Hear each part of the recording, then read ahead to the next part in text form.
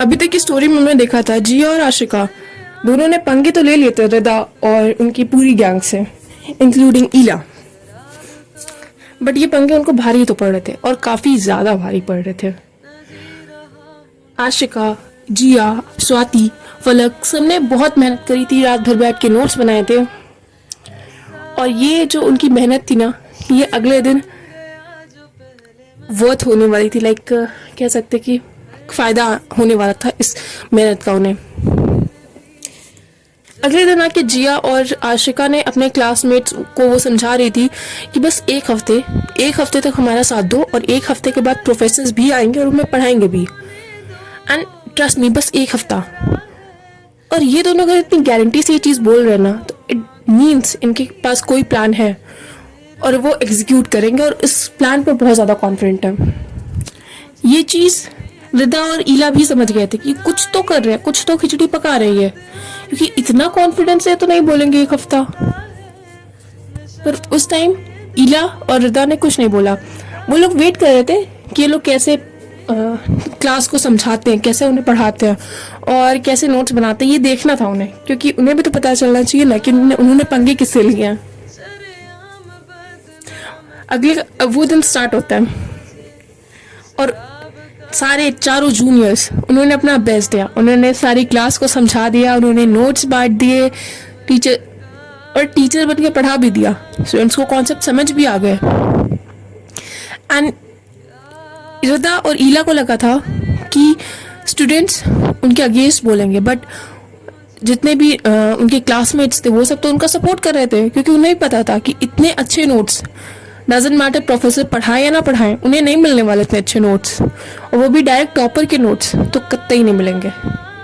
तो वो सब तो खुश थे और वो सब जूनियर्स का साथ भी दे रहे थे। इट मीन्स इनडायरेक्टली और डायरेक्टली रिदा और ईला के अगेंस्ट में थे। और ये चीज़ तो उन्हें हजम नहीं हो रही थी कि इतने ज़्यादा लोग उनके अगेंस्ट कैसे हो सकते हैं। ईला ने रिदा से कहा, कोई नहीं, अभी जूनियर्स बहुत ओल्ड है ना, बस एक हफ्ता बीतने दो। जब प्रोफेसर नहीं आएंगे तब इनको पता चलेगा क्या होगा, क्योंकि अभी तो ये सब भी जो हमसे पंगे लेके बैठे हैं, ये लोग भी कॉन्फिडेंस में बहुत ज़्यादा। स्टार्टिंग के कुछ दिन उड़ेंगे, फिर पर काट दिए जाएंगे इनके भी। और ये बोलते हुए ईला जिया के साथ आई कांटेक्ट बनाते हुए क्लास को लीव कर दिया। And trust me, that eye contact was, बस वो होते ना कि जानी दुश्मन वाले आई कांटेक्ट, एग्जैक्टली ये वही आई कांटेक्ट था। अभी तक तो जिया, आशिका और फलक, स्वाति, इन सब ने केवल 2 ही सीनियर से मिले थे। बाकी सीनियर्स तो बाकी हैं, सीनियर मोस्ट बैचेस, ये तो उनकी रैगिंग लेंगे ही और अच्छे से लेंगे रैगिंग। बाकी सारे सीनियर्स क्लास में आके उन लोग की रैगिंग ले रहे थे। एंड ये सीनियर्स थोड़े डिसेंट सीनियर्स थे, इनकी रैगिंग वही थी, गाना गवाएंगे, डांस गवाएंगे। और इस चीज़ से कोई इशू नहीं था जिया और आशिका को। वो लोग खुशी खुशी रैगिंग दे रहे थे, क्योंकि उन्हें भी कॉलेज वाली लाइफ जीनी थी। पंगे तो ले ही लिए थे कुछ सीनियर से, अब और सीनियर से पंगे नहीं ले रहे थे। और ये चीज़ रिदा और ईला भी खड़े होकर दूर से देख रहे थे कि बाकी सीनियर इनकी रैगिंग कर रहे हैं, ये नहीं कुछ बोल रहे, हम ही में कांटे लगे हैं क्या, हमने इनको क्या ही कह दिया। ये सब रिदा बोल रही थी। ईला ने कहा, हाँ अब तुम किसी को पर्सनल कमेंट्स करोगे, टर्न मारोगे, तो वो तो समझेगा कि तुम्हें कांटे लगे हैं। रिदा ने कहा, यार अब तुम भी ऐसे बोलोगी। ईला ने कहा, वैसे पहले तुमने इस पे कमेंट करा था आशिका पे, फिर ही वो सब भड़के हैं। रिदा ने कहा, अच्छा ठीक है, अब तुमको नहीं सपोर्ट करना मेरा, मत करो, कोई बात नहीं। ईला ने कहा, अरे अरे सॉरी भाई, सॉरी, कोई बात नहीं यार, होता है ना, अब जूनियर्स है उनको तो सुनना पड़ेगा ही। और तुम कुछ भी करो, मर्डर भी कर दो, मैं तुम्हारे साथ खड़ी हूँ। रिदा और ईला की बॉन्डिंग बहुत अच्छी थी। वो दोनों एक दूसरे को अपना यार, जिगरी दोस्त, चड्डी बड्डी, फैमिली समझते थे। किसी एक से पंगा लो ना, दूसरा अपने आप ही खड़ा हो जाता है। ऐसी थी इनकी दोस्ती। और अभी तक जिया, आशिका और इनके पूरे ग्रुप में जो भी दोस्ती हुई ना, वो इनकी दोस्ती के सामने कुछ नहीं है। क्योंकि लिटरली इला ने बोला है ना कि तुम मर्डर भी करते हो तब भी मैं तुम्हारे साथ खड़ी रहूंगी। तो इनकी दोस्ती है वैसी। अगर इसमें से एक मर्डर भी कर देगा ना तो दूसरा रहेगा उसके साथ खड़ा। बहुत इनकी दोस्ती की बात है। अब आगे कंटिन्यू करते हैं स्टोरी। रिदा और हीरा दोनों अपने क्लास में जाके पढ़ तो नहीं रहते, बट हाँ पीछे बैठ के मस्ती कर रहे थे। रिदा ने बोला यार मैं ना वॉशरूम से आती हूँ थोड़ा, ठीक है चलो बाय। तो ये रिदा वॉशरूम में जाके अपना फेस वॉश कर रही थी और तभी वॉशरूम में फलक की एंट्री होती है। फलक जैसे ही वॉशरूम में उसने एंटर किया, उसने देखा सामने रिदा और वो वहीं से घूम गई। वहीं से उसने बैक ऑफ कर दिया कि इस वॉशरूम में तो नहीं जाना। और ये चीज़ रिदा ने भी देखी कि फलक ने उसको देखा और चली गई। फलक वहाँ वॉशरूम के बाहर ही खड़ी हुई थी। ऐसा होता है ना, एक बहुत बड़ा सा रूम होता है, उसमें अलग अलग वॉशरूम्स होते हैं। हाँ उसी रूम में थी वो, लाइक एक्चुअल वॉशरूम में नहीं। रिदा बाहर आके उसने देखा कि फलक वहाँ दूर खड़ी हुई है वॉशरूम पे। शायद वो वेट कर रही थी कि रिदा बाहर है तभी वो जाएगी अंदर। रिदा फलक के पास जाके खड़ी हो गई। फलक नहीं देख रही थी, रिदा उसके पास में खड़ी है। रिदा ने कहा ओए तो मुझे देख के बाहर क्यों आ गई, कांटे लगे हैं मुझ में? रिदा ने कहा नहीं वो हकला रही थी वो। फलक को समझ नहीं आता क्योंकि उसको तो याद है कि लास्ट डे जब जिया गिरी थी तो फलक ने तो इला को भी बहुत सुनाया था और फलक रिदा को भी बहुत सुनाया था। फलक ने कहा यार सीनियर वो सॉरी, वो मैंने कल रात में ना वो मतलब आपने नहीं गिराया था पर वो मैंने रिदा कह रही है भाई अगर बोल पाओगी ना तो 1 सेकंड में बोलो, इतना टाइम में तुम आ ई ऊ करती सुनूं मैं। फलक ने कहा ठीक है आई एम सॉरी, कल आपकी गलती नहीं थी पर मैंने आपको गलत समझ लिया, मैंने आप पे चिल्ला दिया, उसके लिए आई एम सॉरी। रिदा ने कहा ओ तुम्हें बोलना आता है, वो भी इतनी तेज? तो ये आओ ये क्या कर रही थी? रिदा ने बोला तुम्हें वॉशरूम यूज करना? फलक ने कहा नहीं। रिदा ने कहा तो तुम मुझे देखने आई थी कि मैं वॉशरूम में क्या कर रही हूँ? फलक ने कहा अरे नहीं नहीं नहीं नहीं मुझे वॉशरूम यूज करना है। रिदा ने कहा जाओ वॉशरूम यूज करो, वो वॉशरूम मेरा थोड़ी ना है। और रिदा उसके बगल में चली गई। रिदा का फेस वॉश वॉशरूम में ही था। रिदा अपना फेस वॉश लेने के लिए वॉशरूम में गई और फलक दूसरे वॉशरूम में चली गई थी। रिदा अपना फेस वॉश लेने के लिए अंदर गई, तभी वॉशरूम में एक लड़की ने एंटर किया। वो लड़की 3rd ईयर की थी, मतलब फलक की सीनियर और रिदा की जूनियर। वो वॉशरूम में एंटर करती, वो जो बड़ा रूम होता है हॉल टाइप का ना, उसमें एंटर करती उसने रिदा को नेक से पकड़ा और उसको फोर्सफुली उसको किस करने लगी। फलक तो अंदर चली गई थी वॉशरूम में, उसको समझ नहीं आ रहा था। पर रिदा एकदम से अचानक से शॉक हो गई। रिदा ने उसको हल्का सा अप्रोच किया, उसका फेस देखा, उसने बोला लिसन लिसन रिया लिसन, एक मिनट। और वो जो लड़की थी रिया, वो कुछ नहीं सुन रही, वो बस रिदा को किस कर रही थी। वो लिप टू लिप किस, पैशनेट किस, वो किस करी जा रही है, वो सुनी नहीं रही है, उसको फोर्सफुल किस कर रही है। रिदा ने उसको एक बार अच्छे से फोर्स करा, दूर किया, बोला एक मिनट लिसन मेरी बात सुनो, हमारा ब्रेकअप हो चुका है और लिसन ये रिया नहीं रुक रही थी, ये उसे किस कर रही थी, उसे टच कर रही थी इधर उधर, और रिदा को भी पसंद नहीं आता। रिदा ने उसे एक थप्पड़ खींच के मार दिया। रिया ने कहा तुम्हारी दिक्कत क्या है, हम दोनों डेट कर रहे थे 2 महीने से और तुमने अचानक से हमने छोड़ दिया। रिदा ने कहा लिसन हम अब कुछ नहीं है और नाउ यू कैन लीव, यहाँ मुझे इशू क्रिएट नहीं करना, प्लीज जाओ। रिया ने कहा एटलीस्ट रीजन तो बता दो। अरे क्योंकि तुमने चीट किया मुझ पे, तुम किसी और लड़के के साथ ओयो में थी, तुम मुझे चीट कर रही हो, तुमसे पूछ रहे रीजन क्या है? लिसन रिया, मैंने तुम्हें कभी डेट किया है और तुम जानती हो मुझे। मैं ना उन लोगों को भी नहीं छोड़ती जो स्ट्रेंजर्स होते हैं, और तुमने तो मुझे चीट किया है। मेरा दिमाग खराब हुआ ना तो ट्रस्ट मी, बर्बाद कर दूंगी मैं तुमको। इसलिए कह रही हो जाओ, और ये जो ये किया ना भी, ये दोबारा कभी गलती से करने की कोशिश भी मत करना। रिया ये सुन के उसने लीव कर दिया वॉशरूम, क्योंकि उसको पता है कि रिदा का दिमाग खराब हुआ ना तो रिदा नहीं छोड़ेगी किसी को। रिया की आंखों में आंसू थे, सॉरी रिदा की आंखों में आंसू थे।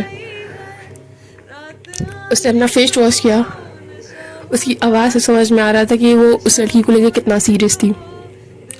वो कुछ सेकंड के लिए भूल गई थी कि उसी वॉशरूम में फलक भी है और फलक भी सब कुछ सुन सकती है, और फलक ने सब सुना भी था। अब फलक को भी नहीं समझ में आता कि वो वॉशरूम से बाहर निकले या फिर वॉशरूम में रहे, क्योंकि उसे पता है कि अगर वो बाहर निकली तो शायद रिदा एम्बैरस हो जाए या फिर रिदा इसके ऊपर भड़क जाए, कुछ भी हो सकता है। फलक वेट कर रही थी कि रिदा वॉशरूम से बाहर जाए। जब फलक को बाहर से कोई आवाज़ नहीं आई तो फलक ने हल्का सा गेट खोला, उसने देखा बाहर कोई नहीं है। वो बाहर निकली, वो चलो चली गई, वरना ये तो मेरी जान ही ले लेती। और ये जैसे बोल के वो बाहर निकली, उसने बगल में देखा, रिदा उसके बगल में खड़ी थी। रिदा ने कहा ओके, तो तुमको लगा कि मैं तुम्हें टॉर्चर करूंगी वॉशरूम में? फलक ने कहा नहीं, वो मतलब नहीं, मुझे आपकी एक्स थी तो मुझे लगा कि आप एम्बैरेस्ड फील करोगे तो इसलिए। फलक की आंखों में आंसू, रिदा की आंखों में आंसू थे। उसने कहा अच्छा, तो तुम ये बाहर सबको बताने वाली हो, मुझे एम्बैरेसमेंट फील कराओगी तुम? हाँ? रिदा को कुछ समझ नहीं आ रहा था कि वो क्या कर रही है। वो फलक के पास जा रही है, उसकी आंखों में गुस्सा था। शायद रिया का गुस्सा वो रिया पे निकाल ही नहीं पाई थी, तो वो अपना गुस्सा फलक पे निकालने वाली थी। फलक ने कहा अरे नहीं, मैं किसी को क्यों बताऊंगी, वो आपका पर्सनल मैटर है, और अरे मैं नहीं बताऊंगी किसी को। रिदा ने कहा तुम्हें कोई प्रॉब्लम नहीं है कि जिस कॉलेज में तुम पढ़ी हो उसी कॉलेज में लेस्बियंस भी हैं? बहुतों को प्रॉब्लम होती है। फलक ने कहा अरे वो उनकी चॉइस है ना, वो कुछ भी करें, मुझे क्या फर्क पड़ता है, और आप किसी को भी डेट करो, मुझे थोड़ी ना कोई फर्क पड़ेगा। रिदा ने फलक का हाथ अपने हाथ में लिया और प्यार से उसका हाथ सहला रही थी, और रिदा ने अचानक से उसका हाथ दरवाजे के बीच में रखा और दबा दिया। फलक चिल्ला रही थी, ये अनएक्सपेक्टेड था, ये उसको भी समझ में नहीं आया क्या हुआ। रिदा ने उसके फेस पे हाथ रखा, उसने बोला लिसन, आई डोंट केयर तुम क्या सोचती हो, पर मेरी पर्सनल बात अगर बाहर निकली तो ट्रस्ट मी, तो जिंदा जला दूंगी मैं तुमको यहीं पे। और मेरा बैकग्राउंड कैसा है और मेरी हिस्ट्री कैसी है, ये बाहर कॉलेज में किसी से भी पूछ सकती हो। मेरी पर्सनल बातें अगर कहीं भी लीक हुई तो ट्रस्ट मी, तुम्हारे लिए अच्छा नहीं होगा। ये बोल के रिदा ने वॉशरूम लीव कर दिया। फलक का हाथ अभी भी वहीं दरवाजे के बीच में था। उसने अपना हाथ देखा, उसके हाथ से ब्लड आ रहा था। उसको कुछ समझ में नहीं आया कि वो क्या हुआ। उसने तो कुछ बोला भी नहीं, उसने कुछ किया भी नहीं। अरे यार ये पागल है क्या, मेरा हाथ दबा दिया, मैंने तो थोड़ी ना उसको कुछ बोला था। लड़की पागल है यार, हाथ दर्द हो रहा है। फलक थोड़ा रोते रोते नाटक करते करते वो वॉशरूम से बाहर है। उसने फार्मेसी में जाके अपना हाथ पे थोड़ा बैंडेज वगैरह कराया, स्कूल में जहाँ पे बैंडेज वगैरह होता है वहाँ से अपना कॉलेज में जहाँ पे बैंडेजिंग वगैरह होती है वहाँ से थोड़ा अपना हाथ सही करवाया। और फलक रिदा अभी भी गुस्से में थी। रिदा कॉलेज के उस एरिया में जहाँ पे कंस्ट्रक्शन था चल रहा था और कंस्ट्रक्शन बीच में रुक गया था वहाँ पे, बट वहाँ पे कोई आता जाता नहीं था।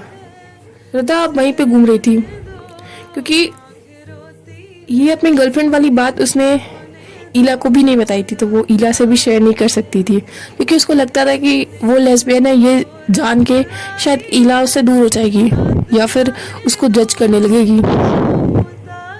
पूरे कॉलेज में ये बात केवल अभी फलक को ही पता थी, अकॉर्डिंग टू रिदा। और वो अपना इमोशंस कहीं किसी के सामने दिखा भी नहीं सकती थी, वो रो भी नहीं सकती थी, उसके पास कोई नहीं था उस टाइम। रिदा इसीलिए उस अंडर कंस्ट्रक्शन एरिया में आके रो रही थी, वहां पे इधर उधर पैर मार रही थी, गुस्सा कर रही थी, चिल्ला रही थी। दूसरी तरफ ईला परेशान हो रही थी कि रिदा कहाँ पे है, क्योंकि उसे नहीं आइडिया था ये सब क्या हुआ है और वो ढूंढ रही थी रिदा को। वो जूनियर्स की क्लास में गई, मतलब फलक, आशिका, स्वाति और जिया की क्लास में। वहां पे उसने पूछा कि रिदा आई थी, उन लोगों ने बोला नहीं। और वो ईला वहां से बाहर निकल के दूसरी क्लास में उसने चेक किया और रिदा को कॉल कर रही थी, रिदा कॉल ही रिसीव कर रही थी। फलक को आइडिया था कि उसका ब्रेकअप हुआ था, उसकी आंखों में गुस्सा था और वो रो भी रही थी, तो शायद वो कहीं कुछ कर वर न ले अपने आप को। ये सोचते ही फलक ने अपनी क्लासरूम छोड़ी और वो रिदा को ढूंढने लगी इधर उधर, पर फलक को भी रिदा कहीं नहीं मिल रही थी। फलक 2 मिनट खड़े होकर फलक ने सोचा कि रिदा कहाँ जा सकती है। इंसान का ब्रेकअप होता है, वो हर्ट होता है, वो कहाँ जाता है? कहीं ऐसी जगह जहाँ उसको कोई ना मिले, या फिर किसी ऐसे इंसान के पास जो उसके सबसे क्लोज हो। उसके सबसे क्लोज ईला है, पर ईला खुद उसको ढूंढे, इसका मतलब वो ईला के पास नहीं गई है। उसका और कोई क्लोज इंसान कॉलेज में लगता तो नहीं है, हो भी नहीं सकता, वो खड़ूस है ही। ईला जैसी खड़ूस इंसान उसको झेल सकती है। ओके, और कहाँ हो सकती है वो? जहाँ पे जो खाली जगह मतलब under construction. Okay fine, under construction area में होगी वो। और ये सोचते ही वो ये सारी चीज़ें वो अपने दिमाग में सोच रही थी, कैलकुलेशन बैठा रही थी। ये सोचते ही उसने तुरंत अंडर कंस्ट्रक्शन एरिया की तरफ उसने जाना शुरू किया। और जैसे वो वहाँ पहुंची उसने देखा कि रिदा वहीं पे बैठी हुई है, उसके पैर में चोट लगी हुई है और मे बी वो चोट शायद वो इधर उधर पैर मार रही थी, वहां पे कहीं लग गई, लोहे से लगी हुई थी वो चोट और उसके पैरों से खून निकल रहा था। फलक आते उसने रिदा का पैर पकड़ा, बोला ओ माय गॉड, ये यार इतनी चोट लग गई तुम्हें? और ये देखते ही उसने अपने उसके हाथ में हैंकी थी, उसने अपने हैंकी से वो ब्लड वगैरह साफ करना शुरू कर दिया। रिदा ने कहा अरे पागल हो यार, इन्फेक्शन हो जाएगा, तुम गंदी हैंकी से मेरा ब्लड पोंछ रही हो। फलक ने कहा एहसान फरामोश इंसान, चोट लगी है, साफ कर रही हूँ उसको मैं, यहाँ मिट्टी से तो साफी है मेरी हैंकी। रिदा ने कहा ओ हेलो, एहसान फरामोश किसको बोला? रिदा ने कहा तुमको बोला एहसान फरामोश, मैंने वहां कुछ किया था? मेरा हाथ दबा दिया, मेरा चोट लग गया मुझे। रिदा ने कहा ओके, मुझे चोट लगाने आई हो, मारने आई हो यहाँ पे? हाँ। फलक ने कहा अरे यार नहीं लड़ना मुझे, तुम चुप रहो। और ये बोल के वो रिदा को अपने साथ ले जाने लगी, पर रिदा ने बोला कहाँ जा रही हो? फलक ने बोला लेसन, ये लास्ट पीरियड है यहाँ, इसके बाद कॉलेज बंद हो जाएगा, तो तुम यहाँ पढ़ी रह जाओगी 1 दिन तक, ठीक है? अगर तुम्हें यहाँ पढ़े रहना है तो इट्स ओके फाइन, मैं तुम्हें छोड़ के जा रही हूँ, पर अगर तुम्हें चलना है तो चलो मेरे साथ। रिदा ने बोला मैं अपने फ्रेंड्स को बुला लूंगी, मुझे कोई नींद नहीं है तुम्हारी। तो आपके फ्रेंड को पता है कि आपका ब्रेकअप हुआ है? 1 मिनट, तुमने ईला से कुछ पूछा है या फिर उसे कुछ बताया है? नहीं, मैंने उसे कुछ नहीं पूछा, ना मैंने बताया, बट उनको देख के पता चल रहा था कि उन्हें नहीं पता कि आपका ब्रेकअप हुआ है। और मुझे नहीं लगता कि शायद आप बताना भी चाहती हैं। रिदा ने कहा ओके फाइन, हाथ दो अपना। फलक ने कहा हाथ दो। रिदा ने कहा शादी के लिए हाथ नहीं मांग रही, मुझे उठाओ, मुझे लेके चलो बाहर, मुझे नहीं रहना यहाँ पे 2 दिन।